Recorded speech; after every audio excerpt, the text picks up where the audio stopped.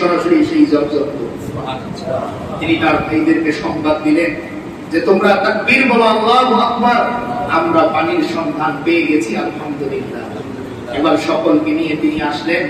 এরপর হাজরা আলাইহিস সালামের কাছে তিনি অনুমতি চাইলেন এখানে বসতি করার।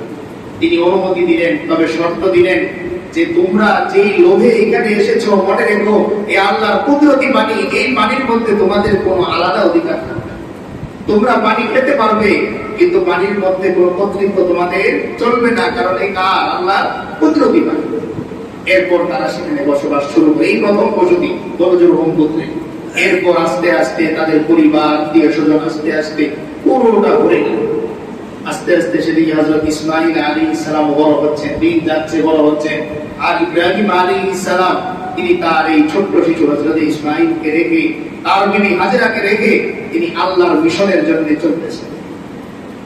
এরপর যখন ইসমাঈল আলাইহিস সালাম বড় হলেন, বিয়ে শাদীর বিষয় আসলো, তো সেই জুরহুম গোত্রেরই একজন বিচক্ষণ নারী, তার সাথে বিয়ে দেওয়া হলো।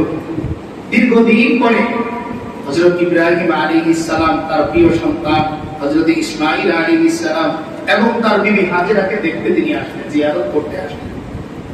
এসে তিনি তার বিবি হাজেরাকে আর দেখেন না। তিনি এদিকে খোঁজেন, ওদিকে খোঁজেন যে আমার বিবি হাজেরা কোথায়। শেষে তিনি যেখানে রেখে গিয়েছিলেন পাশেই ছোট্ট একটা কুটির দেখতে পেলেন। সেখানে গিয়ে একজন নারীকে তিনি দেখতে পেলেন। জিজ্ঞেস করলেন যে তুমি কি আমার বিবি হাজেরাকে চিনো? যাকে জিজ্ঞেস করেছেন তিনি কে? হযরত ইসমাঈল আলাইহিস সালামের বিবি।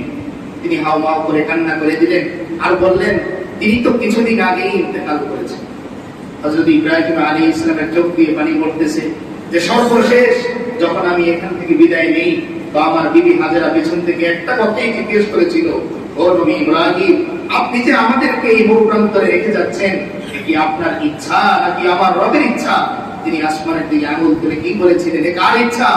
আমার রবের ইচ্ছা। তিনি শেষবারের মতো তার বিবি হাজেরার মুখ দেখেন। তিনি ভারাক্রান্ত হৃদয়ে সেখানে অবস্থান করলেন। এরপর তার ছেলে সম্পর্কে জিজ্ঞেস করলেন, পরিচয় দেননি।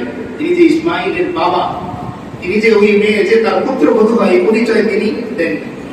তিনি যাচাই করতে চাইলেন পুত্রবধূটা কেমন। দেখেন নবীদের এক একটা ঘটনার মধ্যে একটা জাতির সংশোধনের জন্য যা কিছু দরকার সব কিছুর মিশ্রণ দিয়ে আল্লাহ তাআলা নবীদেরকে বানান। তাদের পথের চলা উম্মতের জন্য আদর্শ, তাদের কথা বলা উম্মতের জন্য আদর্শ, তাদের ঘুম উম্মতের জন্য আদর্শ, এমনকি তাদের খাওয়াটাও, ইস্তিনজা করাটাও উম্মতের জন্য আদর্শ। এভাবে একজন নবীকে আল্লাহ তাআলা বানিয়েছেন। তিনি তার পুত্রবধূকে পরিচয় না দিয়ে জিজ্ঞেস করতেছেন, তোমাদের সংসার জীবন কেমন চলতেছে? তার ওই পুত্রবধূ অভিযোগ করতেছে যে আমাদের সংসার টানাপোড়া দিয়ে চলতেছে, কোন রকম বউ করতে চলতেছে। তিনি খুব দুঃখ পেলেন। কি জন্য দুঃখ পেলেন? যে একজন বান্দা কোনদিন তার অভিযোগ কোন মানুষের কাছে করতে পারে না।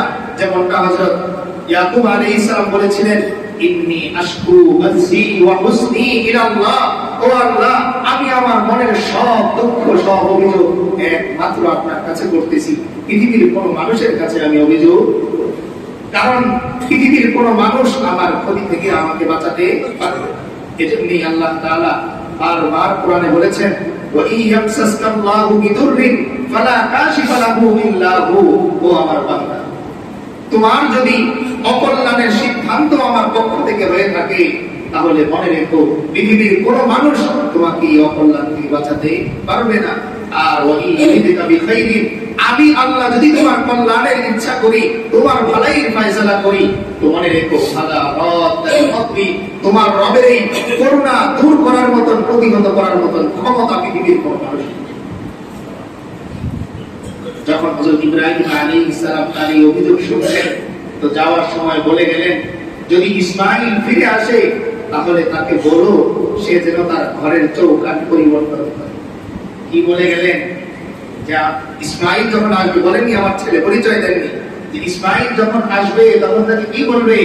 সে যেন তার ঘরের চৌকাঠ পরিবর্তন করে। তিনি বুঝলেন না, বৃদ্ধ চলে গেলেন। হযরত ইব্রাহিম আলাইহিস সালাম চলে গেলেন। হযরত ইসমাঈল আলাইহিস সালাম যখন ঘরে ফিরলেন, বিবি সাহেবকে দেখলেন খুব চিন্তিত। ব্যাখ্যা তো বোঝেননি, ঘরের চৌকাঠ পরিবর্তন করো, যেখানে ঘরই হচ্ছে কুটির, দরজা জানালা কিচ্ছু নেই, সেখানে আবার চৌকাঠ থেকে আসে। দেখেন হযরত ইব্রাহিম আলাইহিস সালামের বিচক্ষণতা, যেই যুগে চৌকাঠ নেই সেই যুগে উনি চৌকাঠের কথা বলেন। কতটা জ্ঞান, কতটা গরিমা, কতটা হিকমত আল্লাহ তাআলা নবীদেরকে দান করেন। ইসমাঈল আলাইহিস সালাম জিজ্ঞেস করলেন পেরেশানির কারণ। তিনি বললেন, এক বৃদ্ধ এসেছিলেন, প্রথমে তিনি আম্মা জানকে খুঁজলেন, হাজেরাকে খুঁজলেন, এরপর দেখলাম তিনি কান্না করলেন, এরপর আপনার সম্পর্কে জিজ্ঞেস করলেন। ইসমাঈল আলাইহিস সালাম বললেন, তিনি কি তোমাকে কোনো ওসিয়ত করে গেছেন? তিনি বলতেছেন যে ওসিয়ত করেছেন ঠিকই, কিন্তু আমি বুঝি। জিজ্ঞেস করলেন কি ওসিয়ত? তো তিনি বলতেছেন যে বৃদ্ধ যাওয়ার সময় বলে গেলেন, আপনি বাড়িতে আসলে আপনাকে যেন আমি এই কথা বলি যে তিনি যেন তার ঘরের চৌকাঠ পরিবর্তন করেন। তখন ইসমাঈল আলাইহিস সালাম জানতে চাইলেন, তোমার সাথে তার কি কথা হয়েছে? তো তিনি বিস্তারিত বললেন, এই কথা হয়েছে। তখন ইসমাঈল আলাইহিস সালাম তার বিবি সাহেবকে বলতেছেন, বিবি সাহেব, তিনি বৃদ্ধ নন, তিনি আমার বাবা হযরত ইব্রাহিম আলাইহিস সালাম। আমার মা হাজেরা এই হযরত ইব্রাহিম আলাইহিস সালামের কি স্ত্রী। শেষে তার বিবি সাহেব জানতে চাইলেন, সবকিছু তো বুঝলাম, কিন্তু চৌকাঠ পরিবর্তনের বিষয়টা আমি বুঝিনি। ইসমাঈল আলাইহিস সালাম বললেন, দুঃখ পেও না, তোমার কথাবার্তায়, আচার আচরণে আমার বাবা এই সিদ্ধান্ত নিতে বাধ্য হয়েছেন, আমি যেন তোমাকে তালাক দিয়ে দিই, আমি বিচ্ছেদ হয়ে যাই তোমার সাথে। এরপর বিচ্ছেদ হয়ে গেল, নতুন করে আবার তার সাথে আরেকজনের বিয়ে হলো, এই বহুজোর পুত্রে। কিছুদিন পর আবার ইব্রাহিম আলাইহিস সালাম আসলেন, আবারও আগের মতো খোঁজ দিলেন, তার সাথে কথা হলো, কিন্তু এবারের পুত্রবধূ ভিন্ন। তাকে যখন জিজ্ঞেস করলেন, মা তোমার সংসার কেমন যাচ্ছে? তিনি বললেন, আলহামদুলিল্লাহ, খুব ভালো যাচ্ছে। তিনি কথা শেষে বলে গেলেন, ইসমাঈল আসলে তাকে বলো সে যেন তার এই ঘরের চৌকাঠটা মৃত্যু পর্যন্ত ধরে নেয়। ইসমাঈল আলাইহিস সালাম আসার পরে আবার কথোপকথন হলো, ওসিয়তের কথা জিজ্ঞেস করলেন। তো তিনি বললেন, যাওয়ার সময় বৃদ্ধ বলে গেছেন,